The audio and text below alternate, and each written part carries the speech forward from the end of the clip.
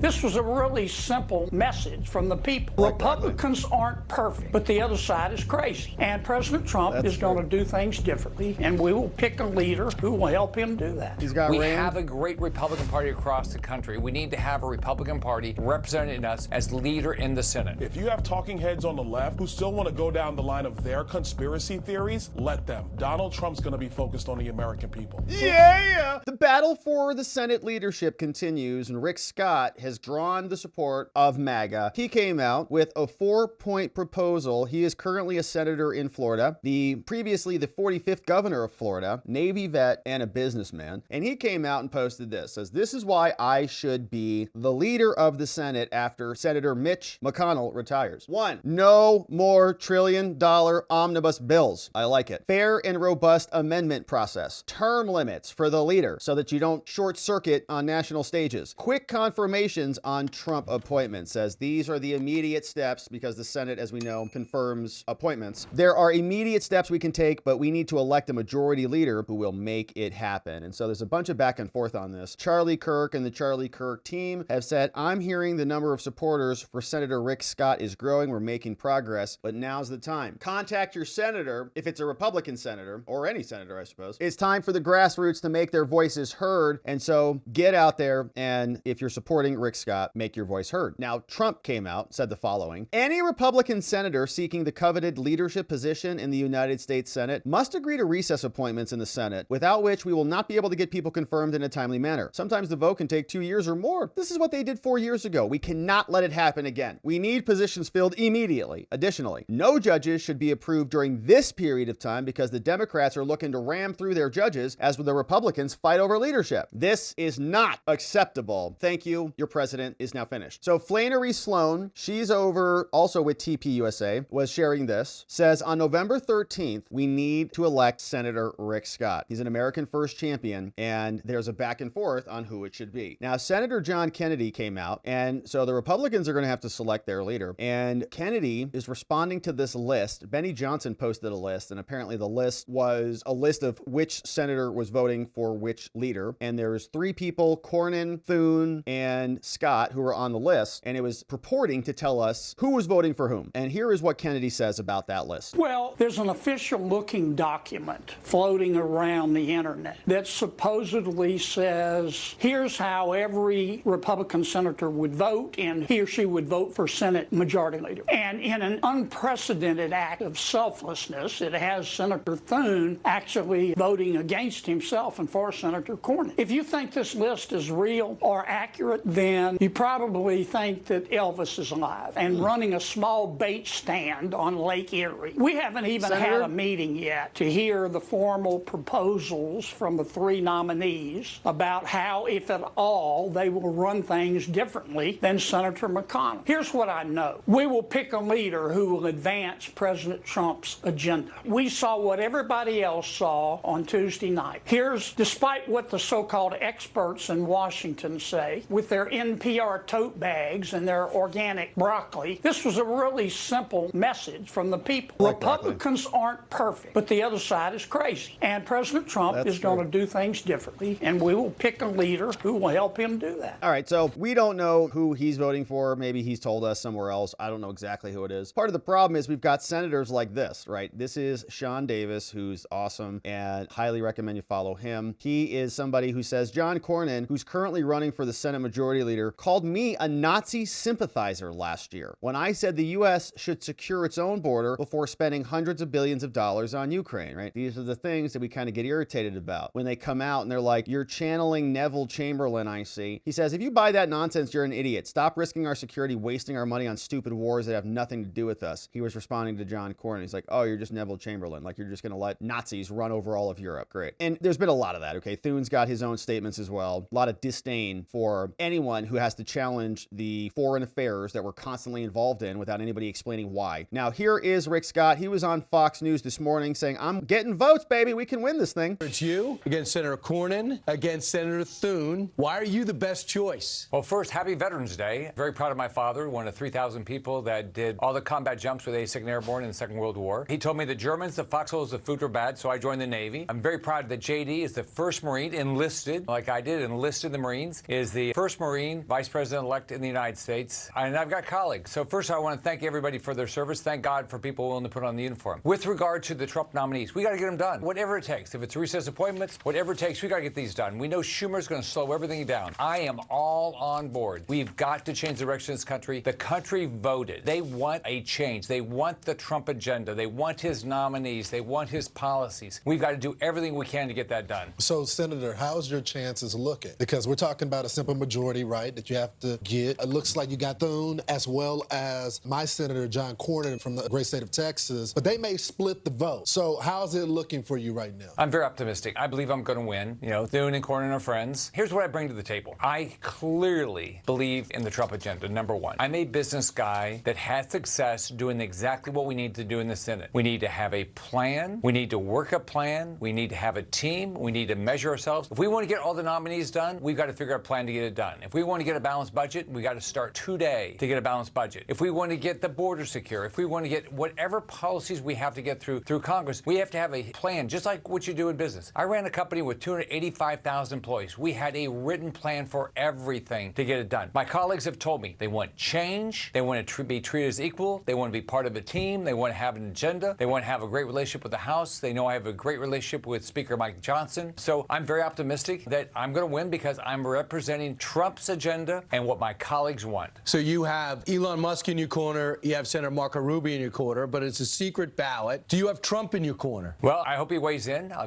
welcome his support, but that's up to him. Tommy Tuberville supported me. Bill Haggerty supported me. Ron Johnson supported me. There's other people that clearly would like what I'm talking about. But, I don't think Josh Hawley is supporting so him. We'll see if they come out publicly and support me. But I'm going to work hard. I believe I'm going to win because I represent exactly what the Trump team wants and what Trump wants and what the American public wants.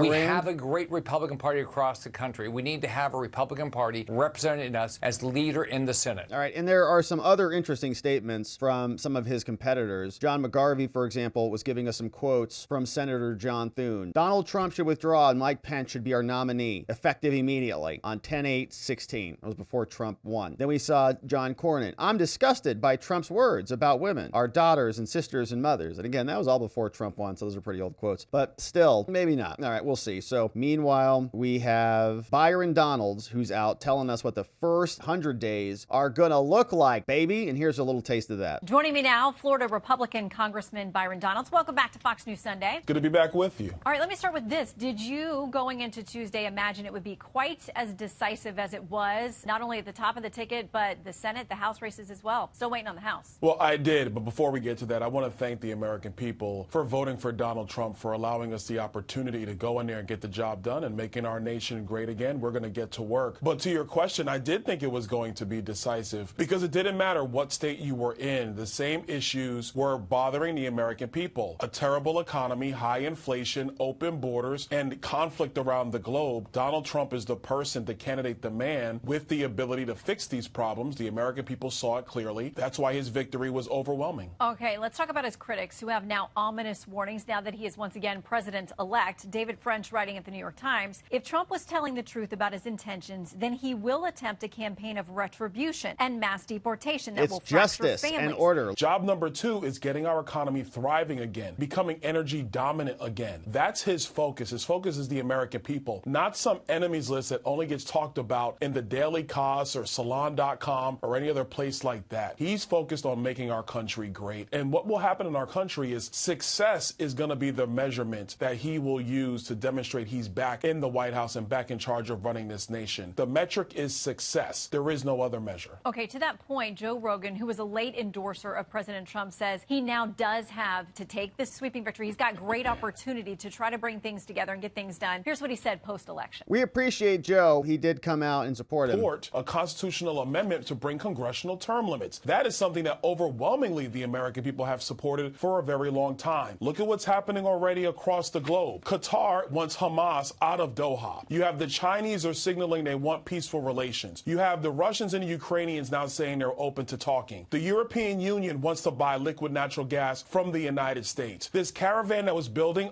below our southern border is now starting to break up because they know Donald Trump's going to be the next president of the United States, and we are not going to tolerate more illegal immigration. Those are the things that unite the American people. If you have talking heads on the left who still want to go down the line of their conspiracy theories, primaries, let them. Donald Trump's going to be focused on the American people. Yeah! It's not even been a week, and look at all the amazing things President Trump has done. We're hopeful Byron Donalds has a role in the new administration because he is on fire. So shout out to Byron, and we'll continue to keep our eyes on this. We'll see how Rick Scott is doing, but the vote is coming up this week. We'll be here. Thanks for subscribing as we continue our coverage on this and more.